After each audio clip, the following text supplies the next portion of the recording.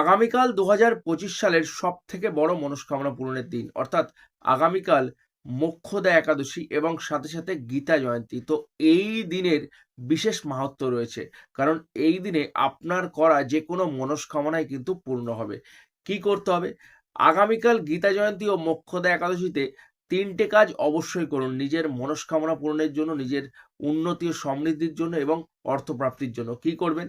আগামীকাল সকালবেলায় ব্রহ্ম মুহূর্তে ঘুম থেকে উঠে স্নান সেরে শুদ্ধ বস্ত্র পরে ভগবান শ্রীকৃষ্ণের আরাধনা করুন, ভগবান শ্রীকৃষ্ণের পূজা করুন এবং ওং নমো ভগবতে বাসুদেবায় নমঃ মন্ত্রের জপ 108 বার, 28 বার কিংবা অনবরত কন্টিনিউয়াসলি জপ করতে থাকুন। অত্যন্ত শুভ ফল প্রাপ্তি হয় এবং নিজের মনস্কামনা পূর্ণ হয়।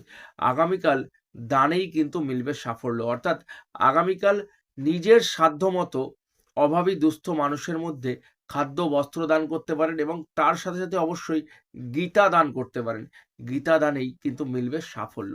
এবং 3 নাম্বার, এই দিন সন্ধ্যাবেলায় অবশ্যই আপনার বাড়ির যে তুলসী মঞ্চ, সেই তুলসী মঞ্চে একটি ঘিয়ের প্রদীপ প্রজ্বলন করুন এবং দেবী তুলসীর কাছে আরাধনা করুন নিজের উন্নতির জন্য, সমৃদ্ধির জন্য এবং সমাজের কল্যাণের জন্য। আপনার জীবনেও কিন্তু সমৃদ্ধি আসবে, আপনার জীবনেও কিন্তু আর্থিক সমৃদ্ধি ঘটবে। করেই দেখুন। যদি ভিডিওটা ভালো লাগে একটা শেয়ার করুন।